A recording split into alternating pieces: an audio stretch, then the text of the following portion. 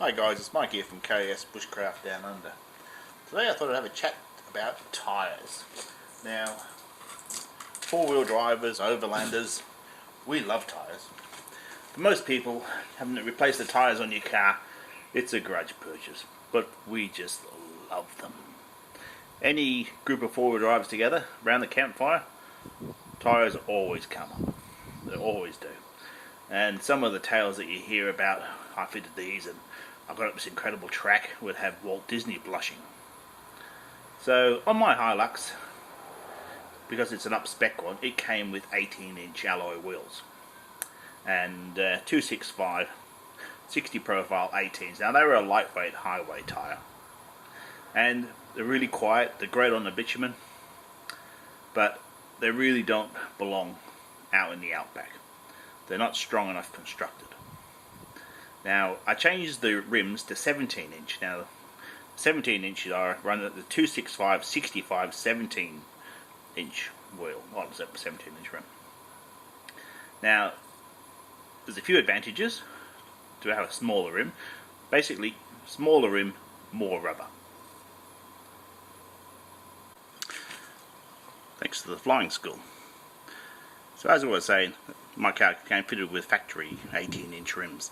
Now the lower spec Hiluxes come fitted with a 17-inch rim, and I'd have liked to have fitted 16-inch rims, but with the larger brakes on this model, they won't fit. Now that's a common issue with modern four-wheel drives. Land Rover and the likes, some of them are fitting 20 or 22-inch rims, which have no place out in the bush because there is really not enough cushion between the road and the edge of that alloy rim. So the 17s are good for me, a good fitment. It's the only choice I've got really.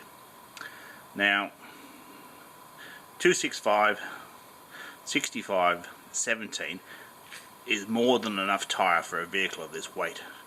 A few years ago this vehicle would have had 205 R16s on it, and this would be the aftermarket fitting, bring them up to 265. So the tyre shop said I could have run a 70 profile by removing the front mud flaps. That would have given me a little bit more clearance, but it also adds to the weight. So the analogy I like to think of is, if you were running around the park, would you like joggers on, or would you like 3 kilos of heavy duty hiking boots? And the obvious thing is you'd want lighter. So, like everything in life, there's no free lunch. Now my choice, I've decided to go with the KO 2s. They've been around a long time. There's plenty of them out there in Australia.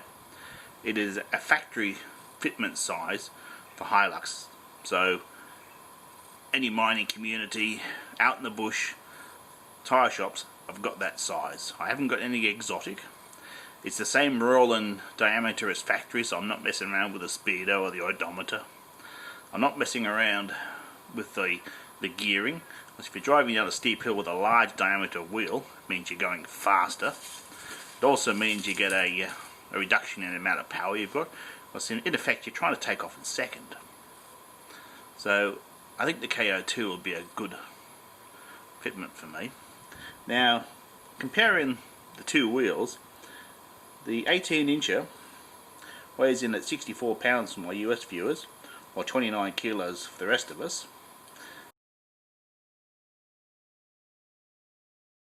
And that 17-inch rim with that KO2 weighs 76 pounds, or 35 kilos.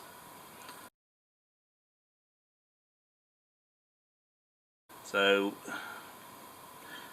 an extra 6 kilos per wheel. Now that'll make the chockies and that work harder. So, and it's heavier, so it will affect the braking, handling. It won't handle it quietly as well as that road tyre. So I'm thinking of continuing to run 2 sets of rims and having a town set of tyres and a bush set. So that is an option for me. And because the highway tyres are also much cheaper to replace, so it'll make the KO2s last a lot longer. And I'm not really interested in looking particularly tough in the shopping centre car park, because there's a good chance with these KO2s fitted there'd be a lot more people interested in jacking the car up and taking them rather than the stock tyre and wheel. I'll talk about footprint. Okay guys, I've marked it with a felt pen to make it easier to see the impressions I made on paper. So the 18-inch wheel at 36 psi has got a footprint of 190 millimeters. At 26 psi it's got a footprint of 205, and a 17-inch has got one of 230. At 16 psi it's 260, and at 17 psi, at 17-inch, sorry, at 16 psi is 285 millimeters, and at 10 psi it's got 370 against 390. So basically an inch more footprint for an inch less rim. So it makes a huge difference. Well guys, to round out my talk about tyres and why I went for this particular tyre and rim combo is convenience.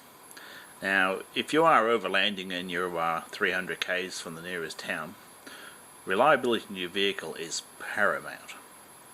So for those guys that want to upgrade to 33s, 35 or 37-inch wheels, the amount of modifications to a vehicle are extensive. Now the advantage of course of a large rolling wheel is more ground clearance. Now if you've got a solid axle vehicle, the only way you can increase the ground clearance from the diff pumpkin is a bigger roll and diameter. So the amount of custom work that's required to do that means there's a lot of custom components. You'll end up with a tyre and wheel combo that's certainly not going to be available outside of a major city, and possibly, like where I live in Western Australia, not even available in our largest city. It'll be an air freight job, which isn't what you want when you're out in the middle of nowhere. So as this Toyota was designed for this diameter, its axle shaft, its wheel studs, its wheel bearings, every part of the component was designed around that. Now Toyota factors in a strong enough driveline that the wheel spins in situations where before it does any damage to the vehicle, the wheel spins. So you increase to the point where the wheel won't spin and the next weakest component will come out, which will be a CV joint or an axle shaft or whatever. So there is no free lunches, and let's face it, I've been to most ends of this planet and I haven't seen too many monster trucks.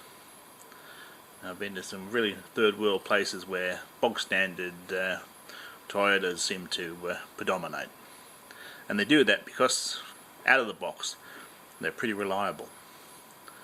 So don't modify out reliability, it's really not worth it. Anyway guys, hope you like this one. Thanks for watching. Bye for now.